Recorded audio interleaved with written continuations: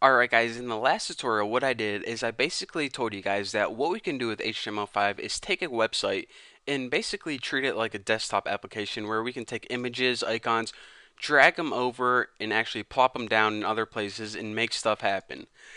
So I guess I might as well put my money where my mouth is in this tutorial and actually show you guys how to do it.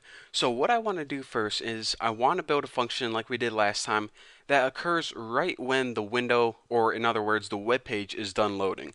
So what I'm going to do is put window, add, event, listener, and the one thing I don't like about Notepad++ is whenever you type something wrong, it should put a little underline under it. But anyways, it's a cool program nonetheless. So basically, as soon as our window loads, what I want to do is I want to call a function called do first. And this function is a function that we didn't make yet. And just go ahead and put false there because remember the rule, just put false all the time unless I tell you differently. So now what I want to do is, since we called this do first function, we actually have to build it. So function do first, and it's not going to take any parameters, it's just going to do something. And all this function is going to do, again, this is basically going to fire off as soon as our web page is done loading. So what we want to do is we want to set all of our initial variables. And by that I mean we want to reference everything. For example, this picture right here, I'm just going to go ahead and grab the ID copy, and basically whenever we reference it through JavaScript, it's going to know we're talking about that picture. So let's go ahead back into JavaScript, and first thing we need to do is give it a variable name. My pic, and let's just go ahead and set this equal to document. And remember, since this is in this file right here, we're talking about this document. So document get element by ID, and the ID of that was face pick, just like that. So now what we want to do is on this picture right here, remember this variable my pick references this thing right here right now. So what I want to do is I actually want to add an event listener for my pick. So my pick, go ahead and copy that. Just going to go ahead and copy this, or might as well. You see how lazy I am. And now I'm going to add some event listeners. So you say, okay, Bucky, you're probably going to add an event listener for load. You want something to happen as soon as that picture is done loading. No, no, no. What I want to do is I want to add an event listener called drag start. Now this event listener kicks off whenever you start to drag your image. So as soon as I start to drag this, that's when a function is going to be fired. So again, drag start is a special keyword that's built into JavaScript, so you can't change this or anything. You need to use the keyword drag start. And it's basically an event that happens whenever you start to drag something. So it's saying, okay, whenever you start to drag my pick, what do you want to happen? Well, we want to call a function called start drag. Now this function isn't built in already. This is what we're going to customize. So we're going to need to build that one later on. And of course the third parameter is false. Remember the rule, always put false unless I tell you otherwise. So now what we need to do is we actually need to reference something else. So we already have a reference to my pick, which is this right here. Now we need a reference to this left box, this blue box right here. So in order to do that, just like before, we're just going to go ahead and I'm just going to cheat a little bit here, copy this, and instead of my pick, just go ahead and put left box. And what was the ID for the left box? Oh, that's convenient. That's why you name things what they are, so they aren't confusing at all. So now in JavaScript, we have a reference to left box through the variable left box. So now whenever we use this variable, remember we're talking about this blue box, aka I named it the left box. You can name it the blue box, but maybe we're changing the color later on. So anyways, enough of me rambling on.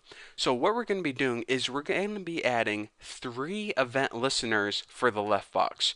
So let's just go ahead and copy that and hit left box, add event listener. And I actually could have copied this. Dang it!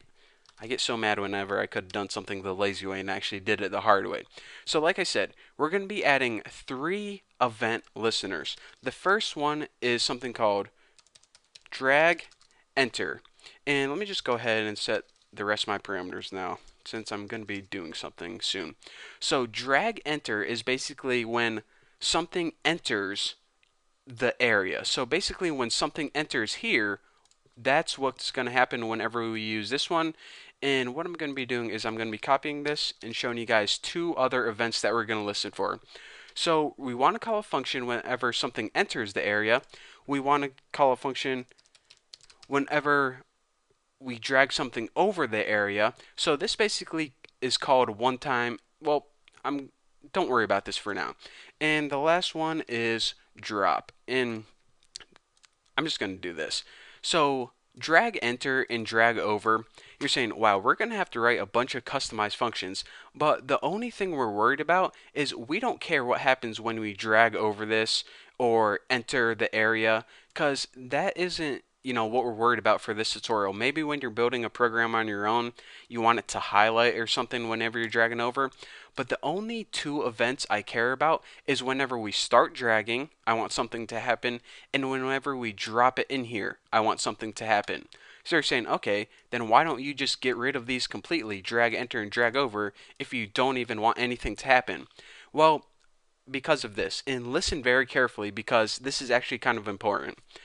By default, you know how there are a bunch of different browsers like Google Chrome, Safari, Opera, Internet Explorer?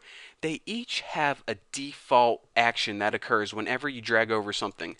Google Chrome might do nothing like it is right now. Internet Explorer might highlight this div. Opera might turn it purple or something to know that you're hovering over it.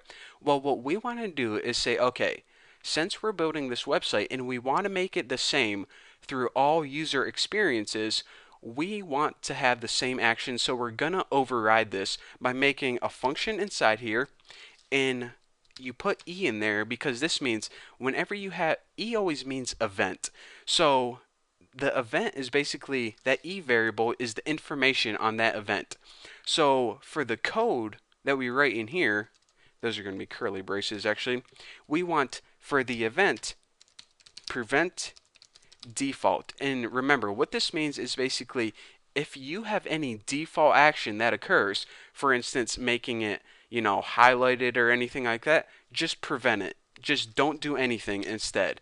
And through this, we're basically saying, okay, whenever we explicitly write this, we overwrite it, and therefore it's the same across all browsers. So remember, like I said, instead of calling a function that we can write later on, just go ahead and copy this code and now nothing can happen. And that just makes it compatible across all browsers. It gives the users the same experience no matter what they're using. So basically, the only thing we're doing is we want to call the start drag function whenever they start to drag the image, and whenever they drop the image into this box, we're going to be calling a function called dropped. So those functions are not built into JavaScript. We actually need to build them explicitly. So that is what we're going to be doing in the next tutorial. So to recap one last time, if you got everything, then go ahead and move on to the next tutorial. But I know this is kind of confusing, so I'm going to recap it one more time. What we did is we referenced this picture through a variable called myPic. Now with myPic, we can add an event listener on it. So basically, our website is going to be waiting until we start to drag that. And whenever we start to drag it, it's going to call a function called startDrag that we're going to be making in the next tutorial. After that, we referenced leftBox, which is this blue box right here, through JavaScript variable. And then we said, okay, browser, if you have any default thing that you do whenever they enter or drag over this area, like right here, don't do it. Just go ahead and, prevent default. And this is actually a built-in function that we got with HTML5. It pretty much means don't do anything at all. So it's like, okay, if you highlighted it by default, don't even worry about doing that at all. The only thing that we need to do is whenever we drop it into that box, we're going to call a function that is called dropped, and that's what we're going to be building in the next tutorial. So again, in the next tutorial, we're going to work on start drag and dropped, and then our application is complete. So for now, thank you guys for watching, and I will see you guys in the next video.